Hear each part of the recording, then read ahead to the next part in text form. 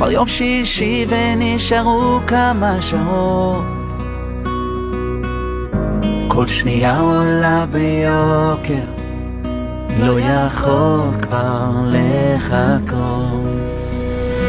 השבת כבר עוד מעט נכנסת, הנרות דולקים עליי, באוויר יש ריח של גן עדן, אני נקי, אני מוכן.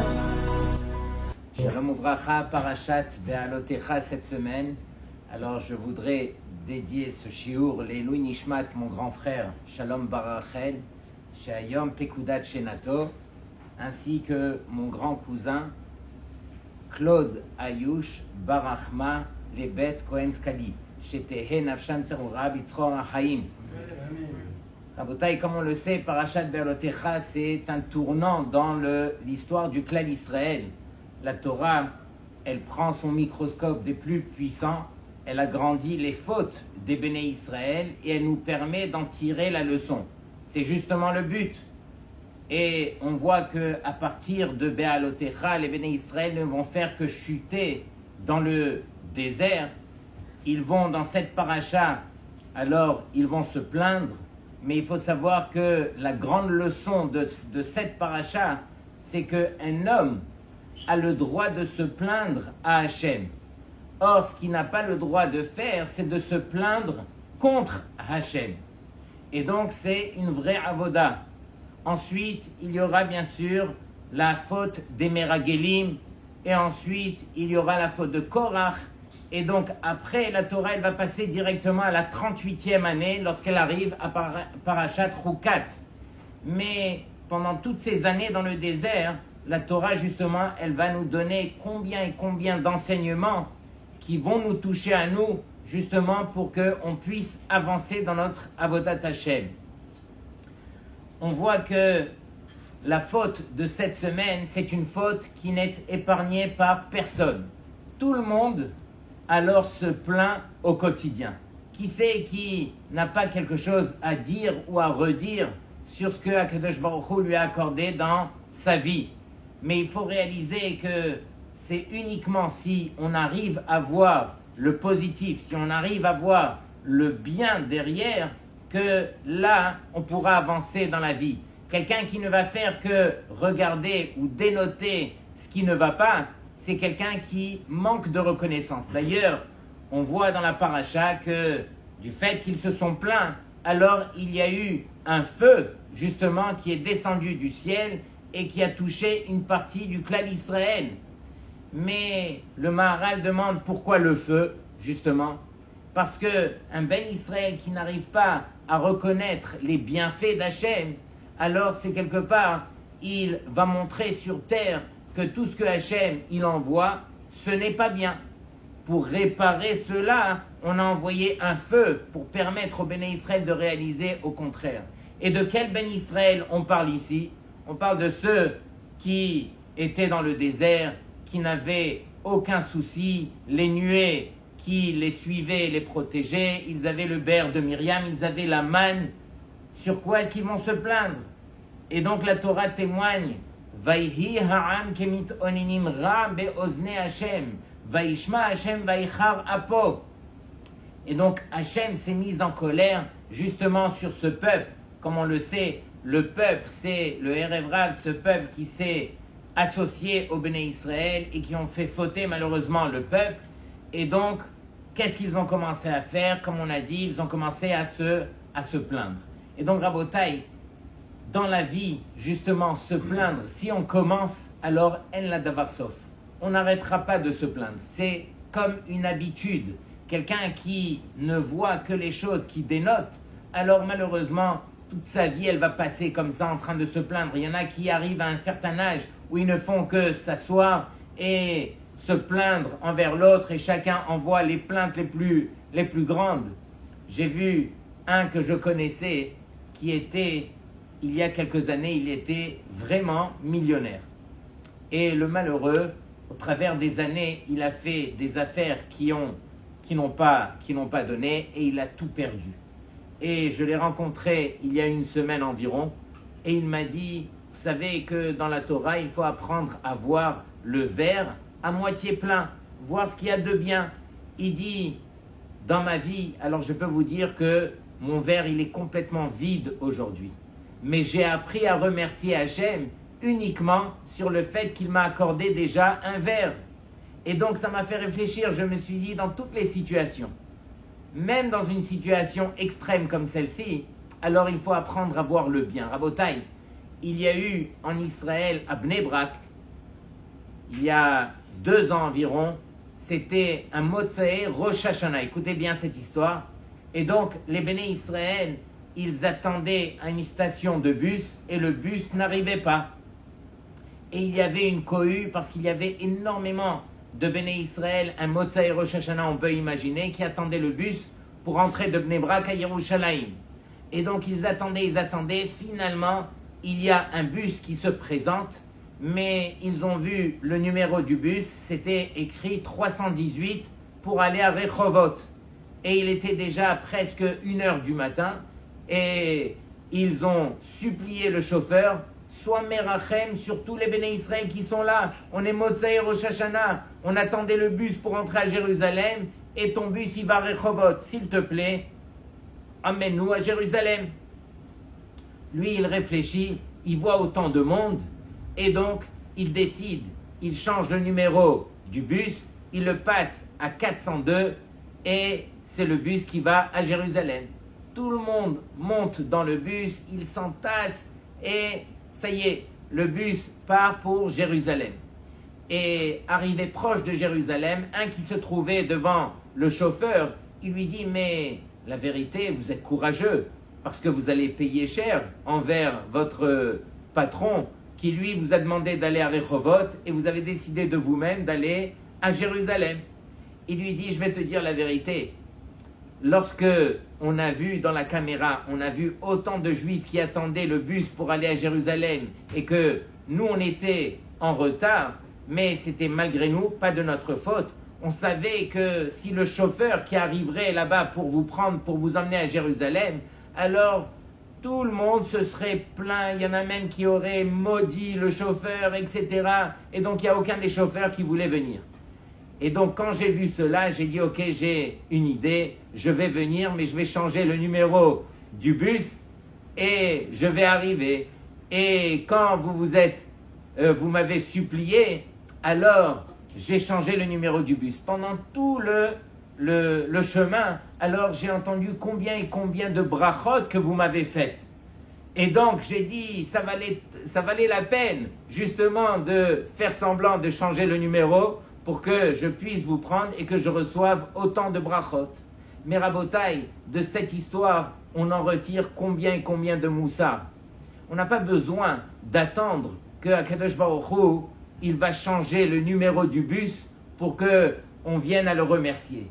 Rabotai, de manière générale, un homme, alors il marche avec la tête baissée et il voit les choses dans sa vie qui dénotent, qui ne marchent pas bien, et il se plaint quelque part et il voit un petit peu les choses qui ne vont pas.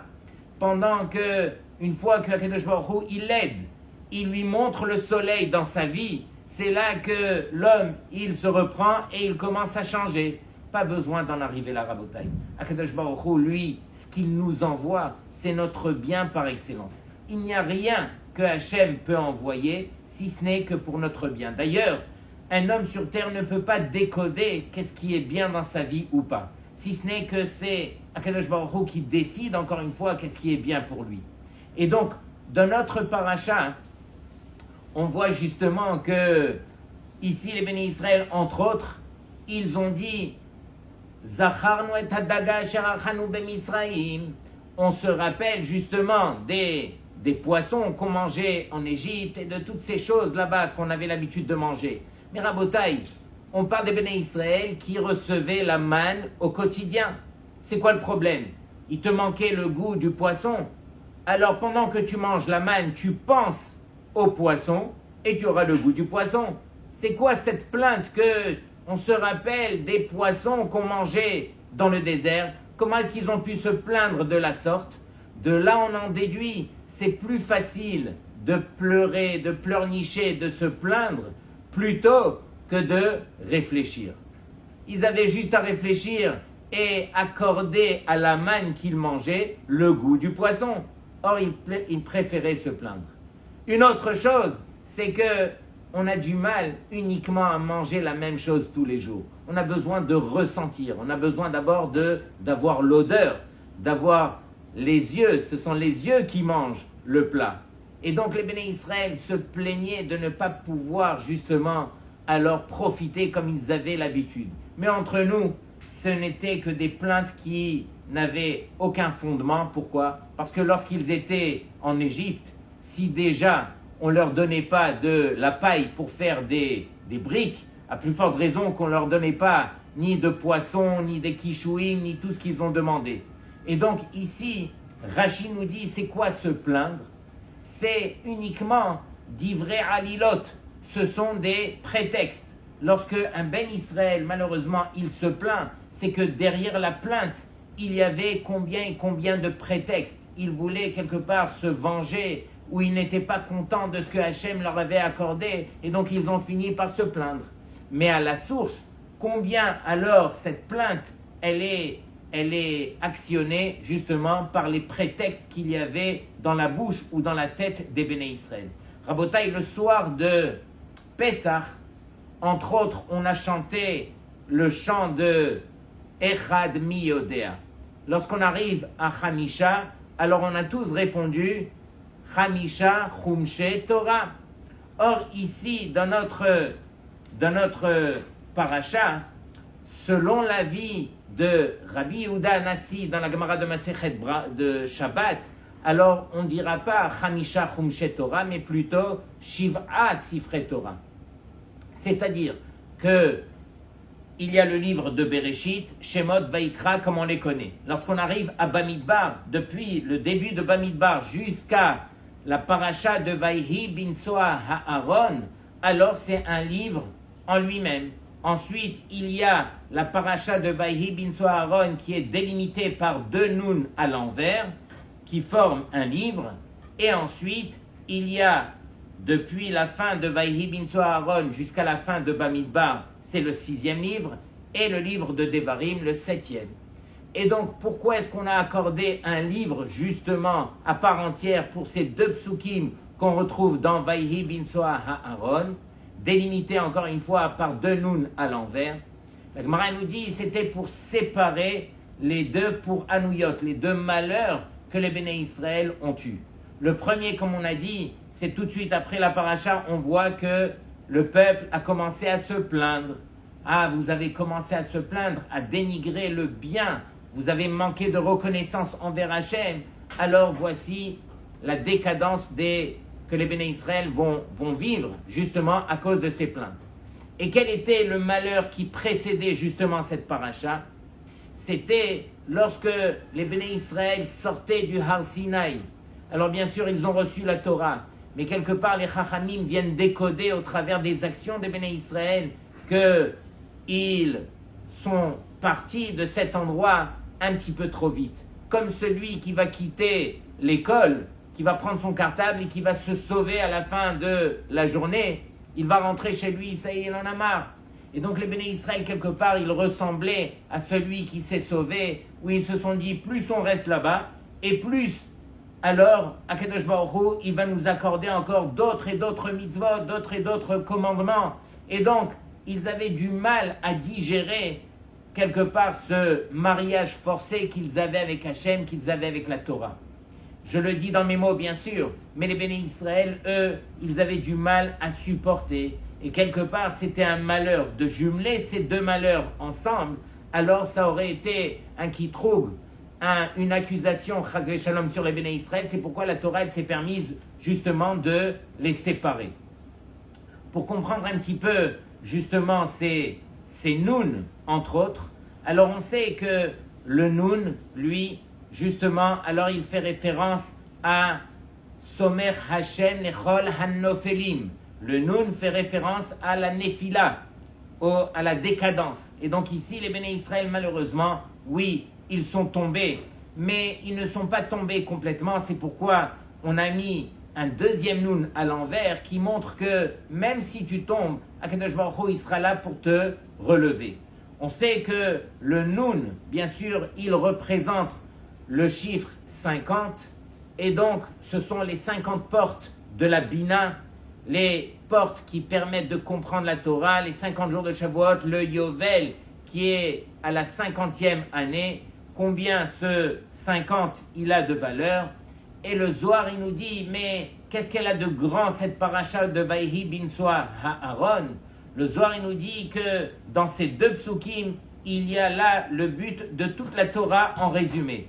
Au début, alors on dit Kuma Hashem veyafutsu oyevecha, que les forces du mal disparaissent. Et donc, et à l'arrivée, on va dire Shuva Hashem rivevot alfe Israël. Et donc que la présence d'Hachem, elle réside parmi les Béné Israël. Et donc tout le but, c'est premièrement d'éloigner le mal et ensuite de faire résider la Shrina. Rabotai, il y avait dans un séminaire, alors vous savez que pour entrer, que ce soit dans les yeshivot ou dans les séminaires, surtout en Israël, alors c'est très très compliqué. Et donc il y avait une fille qui a passé l'examen pour entrer et elle n'a pas été reçue. Et donc elle rentre chez elle, elle dit à ses parents, ils m'ont refusé. Et donc les parents, ils n'avaient pas de plan B et ils lui ont dit, mais alors qu'est-ce qu'on va faire? Et comment est-ce qu'ils ont pu faire une telle chose? Ils t'ont refusé, etc. Et elle n'a rien dit, elle a gardé le sourire et elle aussi à l'intérieur de son cœur, elle se demandait, mais où je vais aller? Qu'est-ce que je peux faire? Elle est sortie de chez elle et près de chez elle, il y avait un des hôpitaux dans la ville et elle a vu qu'à côté de l'hôpital, il y avait des jeunes filles qui avaient l'air religieuses et qui étaient là-bas en train de ramasser, de faire. Elle s'est rapprochée de ces filles et elle leur a dit, mais qu'est-ce que vous faites? Et eux, ils lui ont dit, nous on est de Ezer Mitzion et on fait beaucoup de chesed, on rentre dans tous les hôpitaux, et on prépare du thé, du café, on rentre chez les malades, et on leur donne, et voilà, pour nous c'est important. Elle leur a dit, écoutez, pour l'instant je suis là, je n'ai pas de séminaire, est-ce que je peux vous accompagner? Et donc elle a fait ça pendant 3 semaines d'affilée. Elle les suivait tous les jours, elle apprenait à faire, et elle rentrait donc chez les malades, elle les servait, elle leur faisait un grand sourire, elle leur parlait un petit peu, et voilà, c'était une forme de chesed qu'elle faisait. À la 3e semaine, alors, les filles n'ont pas pu venir, mais comme elle connaissait très très bien le travail, elle a décidé elle-même de préparer le thé, le café et tout ça. Elle est partie avec son chariot et elle est rentrée dans une machlaka où il n'y avait que des gens âgés. Elle est rentrée dans une pièce où il y avait une dame, une vieille dame, et elle lui a dit Savta. C'est pas sa grand-mère, mais elle a appelé Savta en forme d'affection. Elle lui a dit, est-ce que je peux vous aider aujourd'hui? Elle lui dit oui. Elle lui dit, voilà, j'ai mes pieds qui ont enflé et je dois mettre mes chaussures pour pouvoir sortir. Et la vérité, je n'y arrive pas. Elle lui dit, il n'y a aucun souci. Elle s'est accroupie par terre. Elle lui a ouvert les sandales jusqu'à ce qu'elle elle est arrivée à les lui mettre. Et à ce moment-là, il y a une autre dame qui est rentrée dans la salle et elle lui a dit, ah, mais qu'est-ce que vous faites? Elle lui dit, ben voilà, je devais aider cette dame et donc voilà, je lui ai mis les sandales, maintenant elle peut sortir. Et elle lui dit, ah, mais tu fais un grand chesed. Elle lui dit, mais tu viens de quel séminaire? Elle lui dit, ben justement, je n'ai pas de séminaire, je devais rentrer dans tel et tel séminaire, mais ils m'ont refusé. Cette dame, écoutez bien Rabotai, c'était la rabbinite du séminaire où elle voulait rentrer. Et elle était venue pour visiter sa maman, et c'était sa maman à qui elle lui a mis les sandales. Elle lui dit, regarde, tu viens demain au séminaire, ramène les 12 chèques, je t'inscris dès demain matin. Et donc, Rabotai, elle a pu rentrer, et Baruch Hashem, elle a pu rentrer dans ce séminaire qu'elle rêvait d'aller. Mais encore une fois, lorsqu'on réalise qu'est-ce qu'elle a fait cette fille, elle n'a fait que ne rien dire. Shtika, elle s'est tue, elle a accepté la situation dans laquelle Akadosh Baruch Hu l'avait mise. Combien de filles à sa place se serait plaint, aurait grogné, comment je vais faire, qu'est-ce que je vais devenir. Et la vérité, c'est peut-être même justifié. Mais ce que nous, on doit apprendre de toute cette paracha, c'est réaliser que Hachem nous met dans la situation qui sera la meilleure pour nous. Et donc, Rabotai,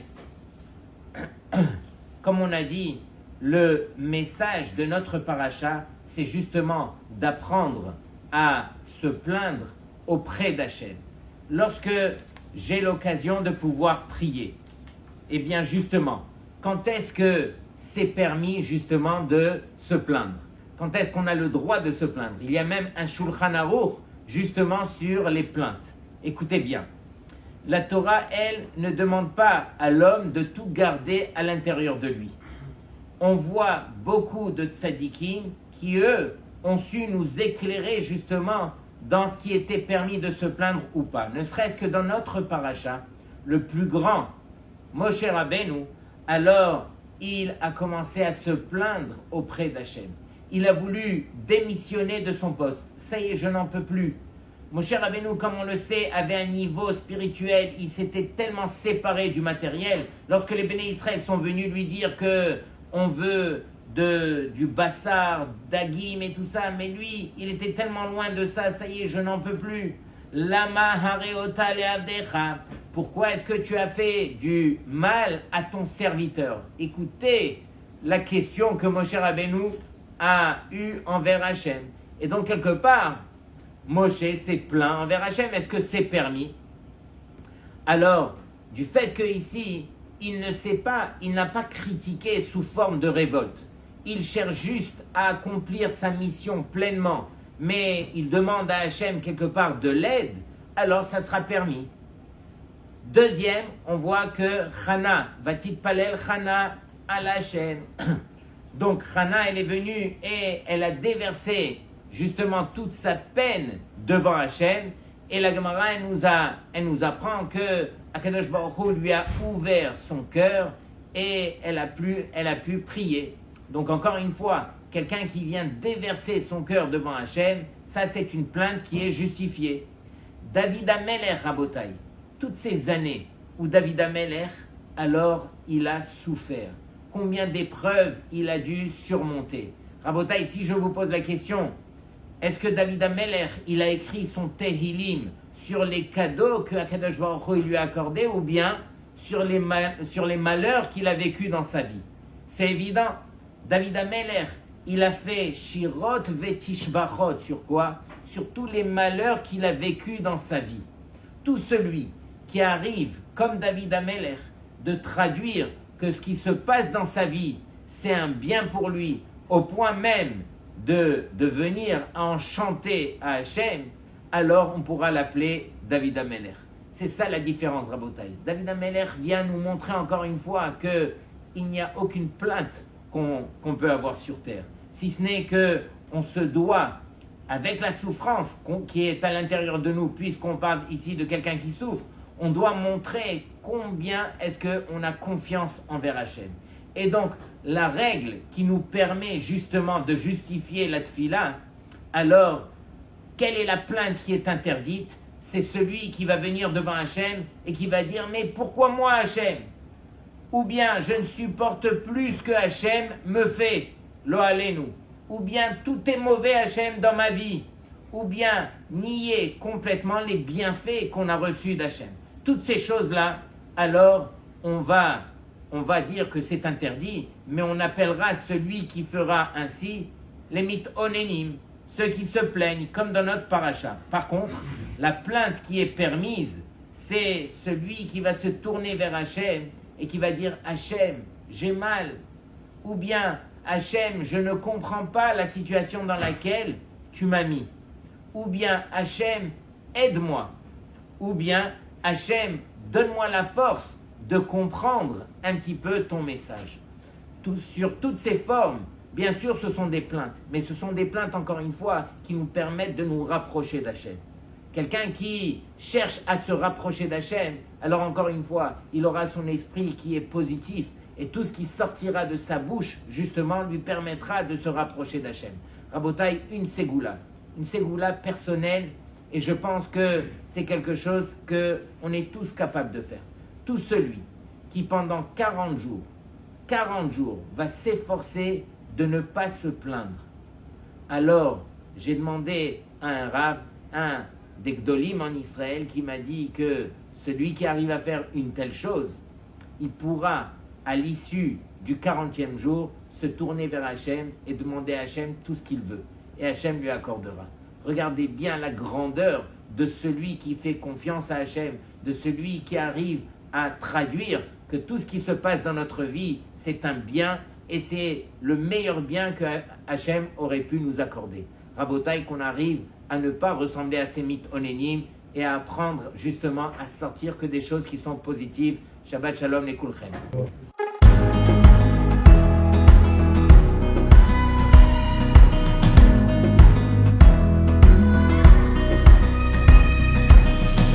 אני עובד כל השבוע, הראש מלא במחשבות, אני עייף ולא רגוע, והימים רודפים לילות. ברוך השם אני בסדר, אבל קשה שלא לדאוג. אני אומר תפילות בסתר, יש לי בלב תקוות גדולות. היי, מה קרה לי?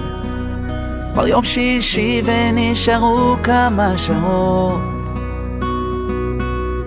כל שנייה עולה ביוקר, לא יכול כבר לחכות. השבת כבר עוד מעט נכנסת, הנרות דולקים עליי, באוויר יש ריח של גן עדן, אני נקי, אני מוכן.